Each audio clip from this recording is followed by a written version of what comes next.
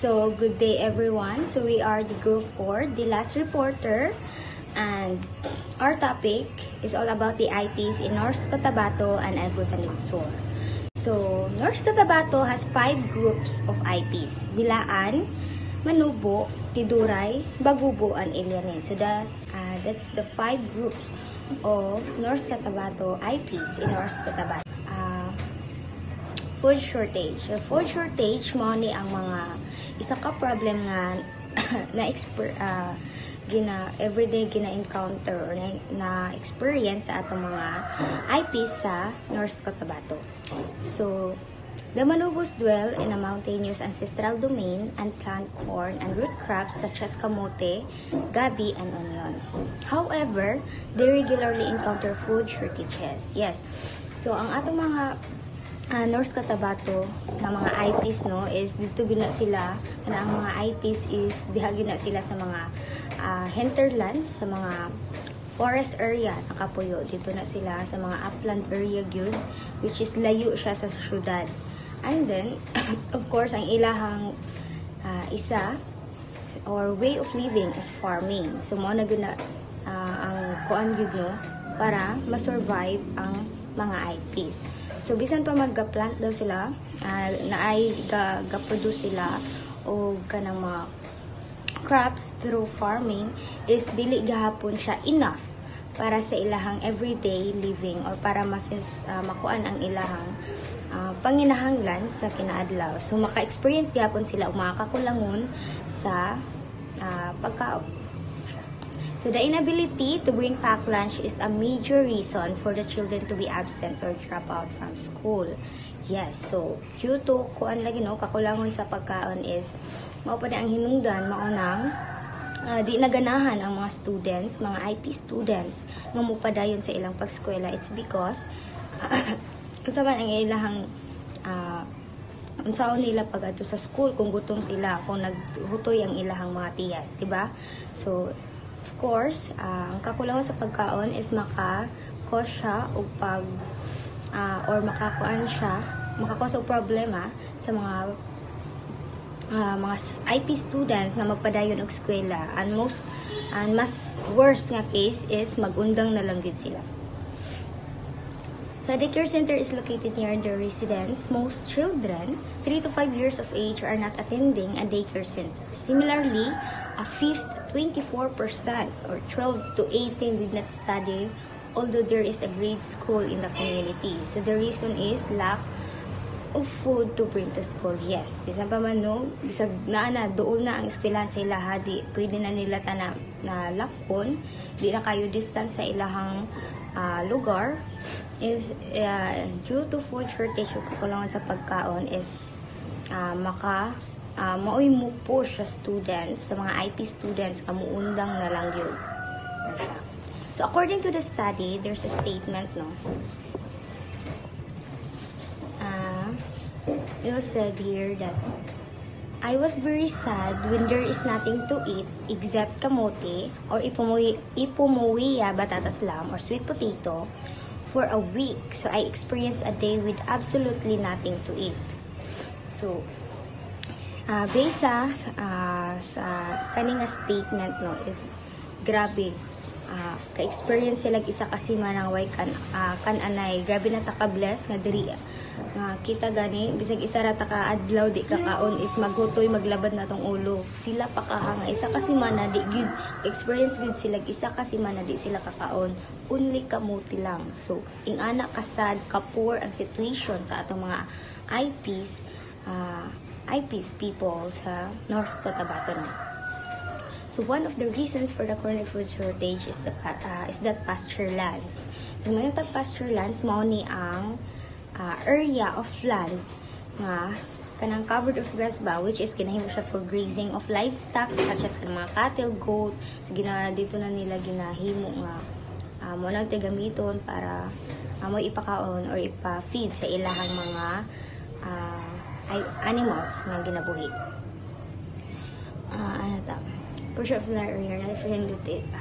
Another reason is that income is limited to the inadequate production of crops, the poor access to markets. Yes, maong makakos nganong maka-experience pud sila og kakulangon sa pagkaon. It's because dili ni limit lang ang ilahang production sa crops. It means di nila maadto sa market. It's because kaya maglisod sila og access sa market is because sa ilahang mga dalan po. Which is later on ato na ma-explain. Next. So IP people is ang ilahag yung way of living is farming. But diri sa North Cotabato, aside from farming, they are engaged in making brooms, which is maghimo o kanang walis tambo, ana. Muna ang making brooms. Called Tahiti. Yes, so kaning aside sa farming, ang ilaha pong other way of living sa ilaha is ang paghimo og mga paghimo nila og kanang mga walis tambo, which is called or traditionally called sa IPs Tahiti. Ano siya? Ang ginagamit niya, ang product nga ginagikan o ginahimuan nila is ang ginatawag nila nga tiger grass, or sa Tagalog pa is tambo or luway. Ano siya? So they sell a dozen brooms for 100 pesos. So ang Manubo family generally earns 500 to 1,000 per month from this. So imagine, per month, ana rang ilahang mabalik sa ilaha, or maura na ang ilahang mabaligya. Maura na ang money nga ilang ma-receive through ana nga month. 500 to 1,000, which is grabe siya kagamay, which is dili siya enough para i-sustain sa pangkinahanglanon of for everyday living nga needs sa atong mga IPs. Ano siya, no? So therefore, the period that the malubos obtain income from Tahiti is also limited with this 3 months. So ang kaning Tahiti po na ilang ginagamit, which is another way of living nila, is mukuan lang yun siya for 1 to 3 months. 3 months lang ang kanang murag ilahang ma-harvest ang kuan, which is mura na ilahang time na makaproduce sila anang walis tambo. So ing ana kasad, ing ana ka poor ang situation sa atong mga IPs, no? Through food shortages, isa sa ka-reason nga nung makakulangon sa pagkaon, isa ka problema sa IPs na grabe. Tungod lang ana is daghan na kaayo maapektuhan. Next is the access to market. So the Manubo sell their crops in markets located about 7 kilometers. So so ang balay or ang area nga ginapuy-an sa mga Manubo is grabe pa ka distance sa syudad, sa market, no? Grabe, syempre kay nagay sila nagpuyo sa upland. So kung maingon ta diri is located about 7 kilometers. Kung 7 kilometers, kunaw nato mukabat pa na siya, kung lakon lang nila is mukabat pa na siya to 1 to 2 hours. Depende po sa speed sa ilang pagkuano.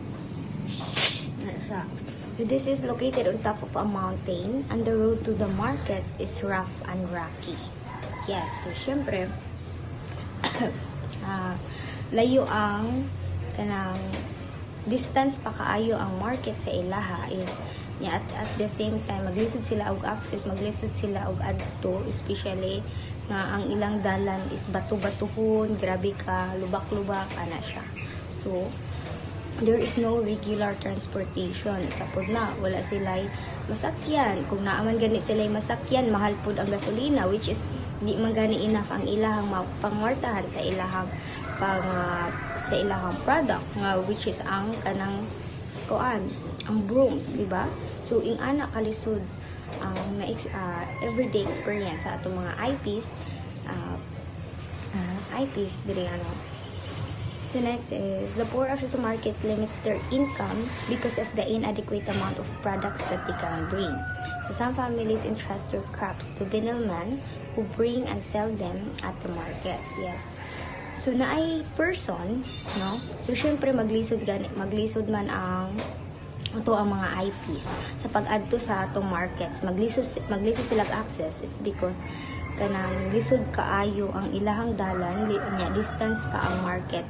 So ang ilang way na lang para ilang mahatod ang ilang product is through another person, which is kaning nga person is mauni ang mag-receive, kibali ang naitulo ka person ang involved ani.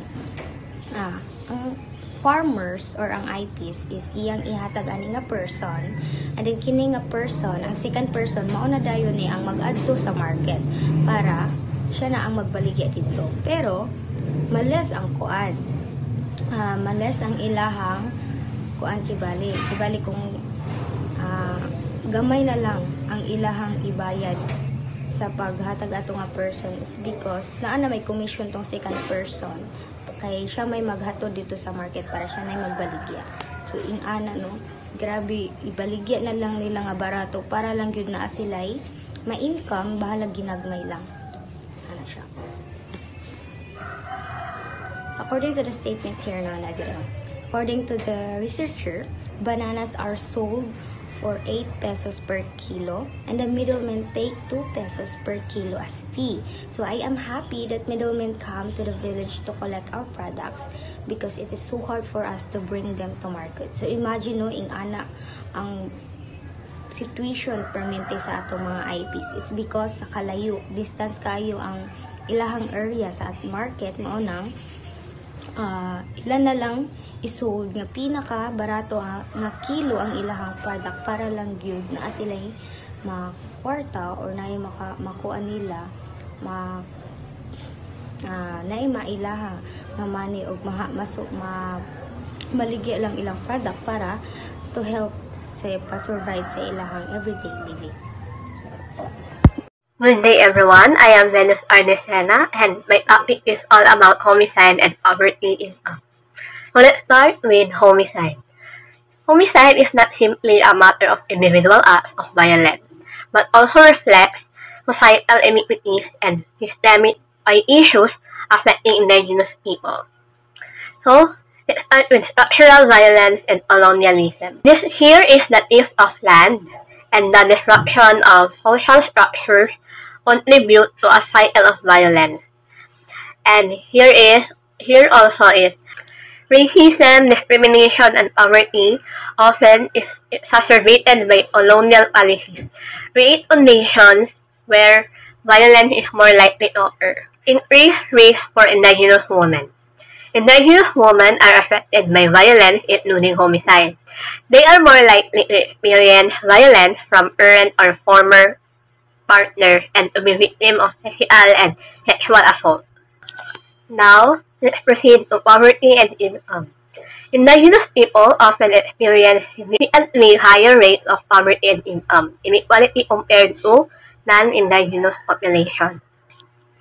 So, sa global prevalence, indigenous people constitute a large proportion of the world's extreme poor despite representing a smaller percentage of the global population. Insecure land and property rights, along with limited access to resources, are major contributors to poverty. Discrimination. Indigenous people often face discrimination in areas like employment, education, and healthcare, which further exacerbates poverty. So let's proceed. Vulnerability. They are more vulnerable to environmental risks, including climate change, and have higher rates of malnutrition and displacement. Social disparities. Indigenous people face significant disparities in health, education, and access to basic services impacting their overall well-being. So, let's proceed naman sa income. Lower income levels. Indigenous people are likely to be in higher income brackets and more likely to live in households with lower income. Limited job opportunities. Lack of employment opportunities and access to decent work further contribute to low income. Traditional livelihood. In some cases, reliance on traditional livelihoods like agriculture or fishing can lead to lower income compared to other sectors. The Manobos regularly suffer from food shortage even though majority are engaged in farming of their ancestral land. The provincial government has been implementing livelihood projects such as providing seeds, agricultural tools, and carabao, or water buffaloes, in a number of indigenous communities. The major income source is broom making, old. Tahiti. They are also engaged in planting corn, root crop, and banana. The community is cohabited by the Manobos and non-IPs. There seems to be an economic gap between the two, considering that some Manobo families occasionally work as laborers on farms owned by non-IPs. They work for 100 pesos per day. Differences likely exist not only between the Manobos and non-IPs, but also among the Manobos.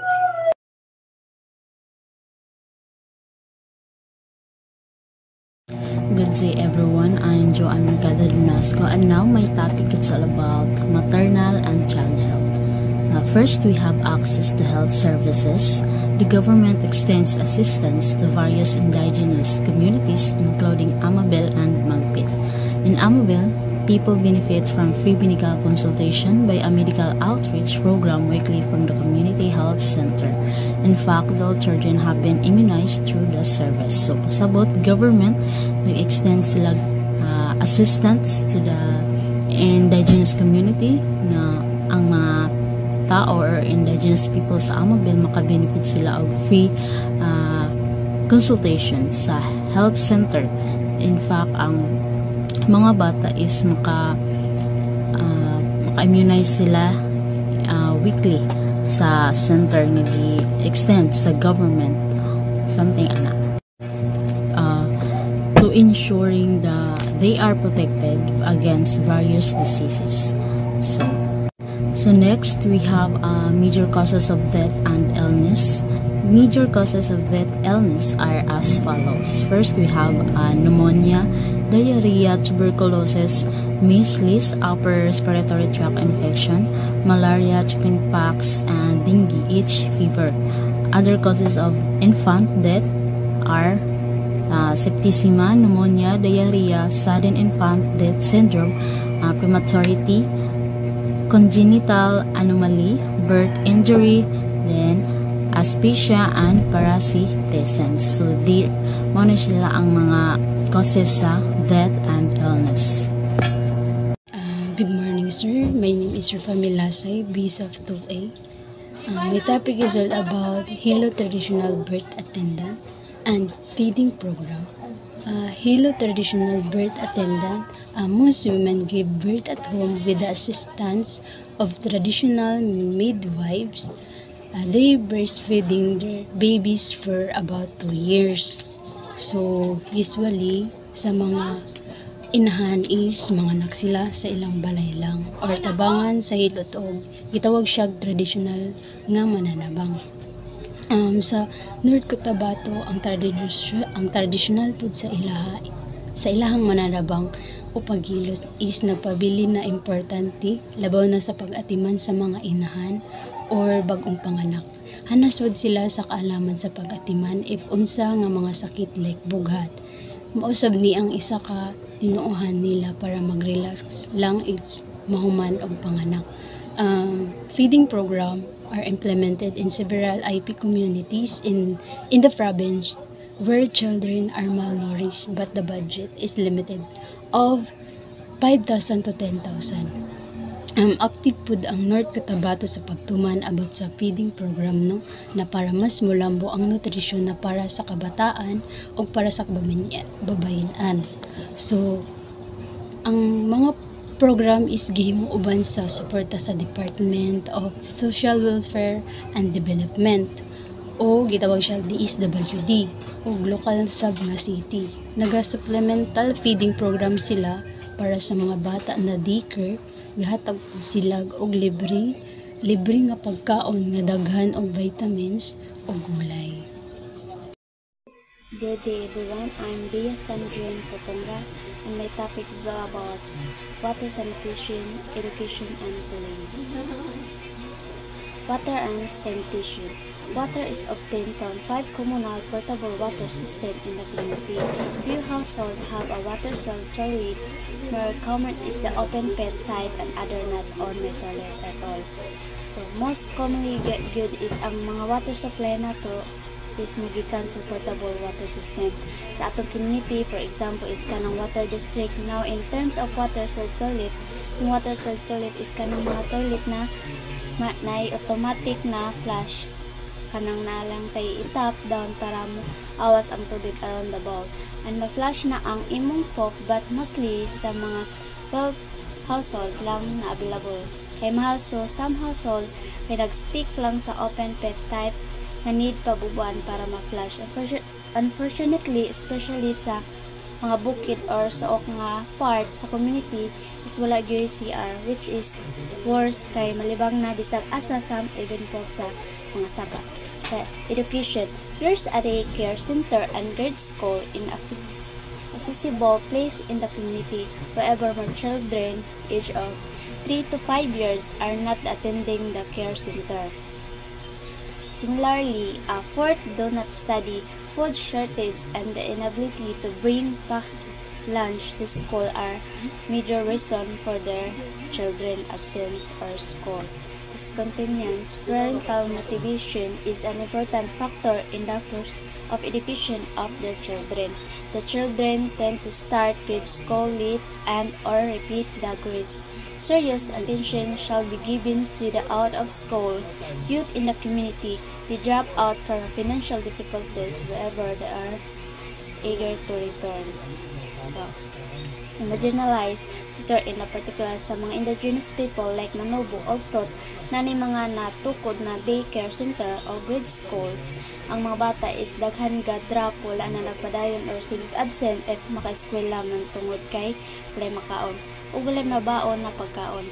And we know, lain gyud pag walay kaon eskwela, luya, and dili kayo mo gana atong minds.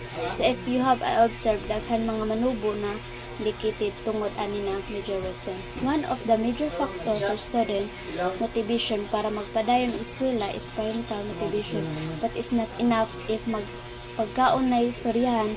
Let's say maantos ra nga once a day lang sila makaon as they go to school. But how about mga amutan? Ang daghan ang muundang sa gyud ang mga repeaters due to financial problem. Bullying.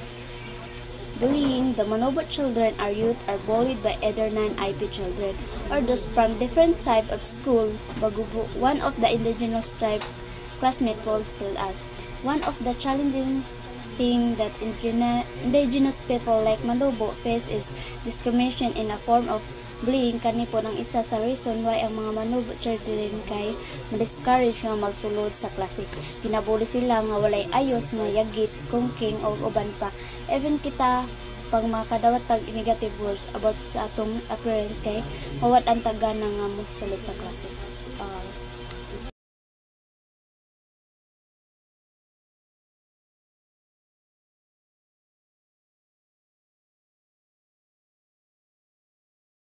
Profile of the community and participations. Profile of the community and participations. Ang poblasyon nag-serve as administrative o service hub sa munisipyo. Kung asa, ang mga residents na ay access sa mga important facilities o programa sa gobyerno. Among its population, mao ang Manobo. Manobo is isa ka grupo sa Lumania. Maayo ang pagka-integrate sa community. Mapansin ni mga educated na ang mga tao. Sa 10 ka mga babae na ay 6 ka degree holder, nagpamatuod nga importante ang education. Furthermore, 4 ka babae ang nag-work sa gobyerno, showing their active participation sa ilang serbisyo para mulambo ang community. Frustration. Ang mga girls sa Manobo nga educated, maluoy gud sila magtanaw sa ilang mga katribo nga wala matagig privilege bitaw nga ma-educate. Ginatapay kanila ang mga circumstances na hangtod karon naagyapon sa mga Manobo. Nagagamit sila tingog o experience para sugdan ang pagbago o pag-lift up sa tribo. Dala ang strong sense of responsibility o panaghiusa. Good day everyone, I'm Angel Rustangkoy. I'm the reporter of discrimination and poverty and income. So, discrimination. The indigenous people, even the well-educated, are discriminated. The government recruitment process is not conducted in a fair manner, and they are disfavored. Non-indigenous applicants would usually be selected over the indigenous candidates, even if the latter are better educated and eligible for the post. Those selected are employed through personal connection. Indigenous people generally do not have this link. My aunt is a registered midwife, but she could not get a government post because there are others who are non-indigenous.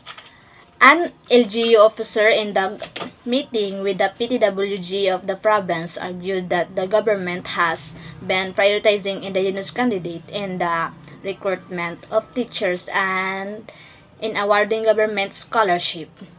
What is disappointing is that even though they have teaching posts, they quit the job in 5 years to work abroad. So, the government make law, the main law against discrimination of indigenous people, IPs, in the Philippines is Republic Act number 8371, also known as the Indigenous People Rights Act, IPRA, of 1997. This law recognizes, protects, and promotes the right of indigenous cultural communities, indigenous people, ICCS or IPs. It ensures that IPs are not discriminated against in various aspects of life, including employment, access to services, and participation in decision making. So next is poverty and income. Poverty incidence in the municipality is high.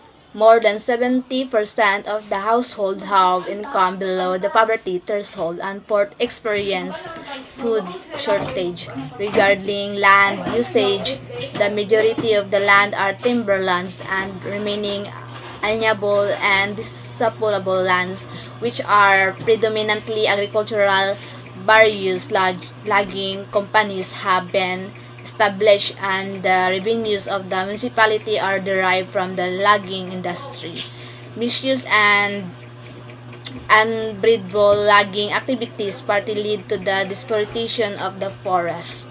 Small-scale agriculture is major income source.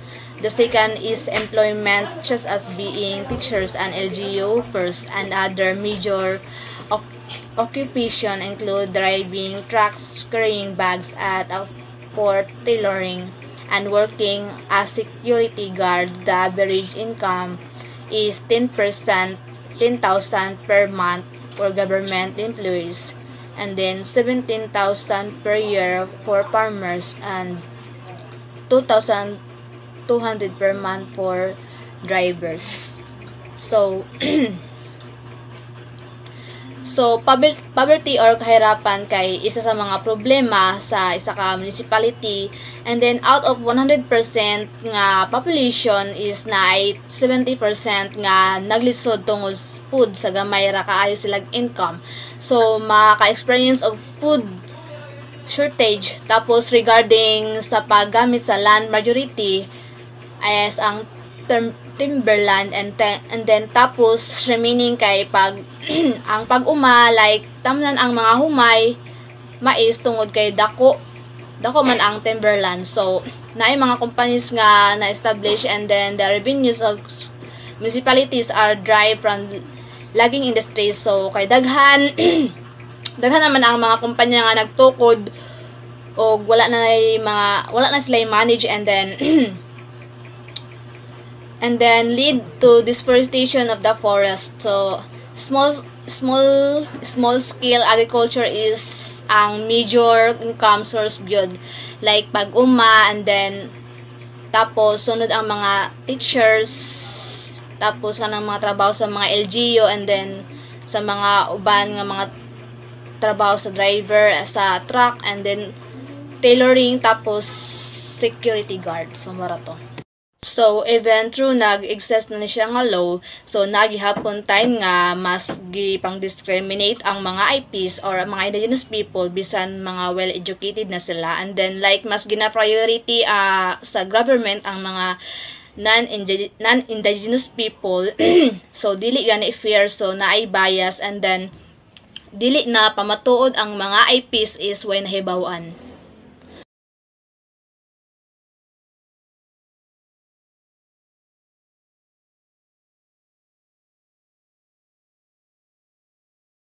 Good day everyone, I'm Cheryl Chu and my topic is all about maternal and child health and water and sanitation.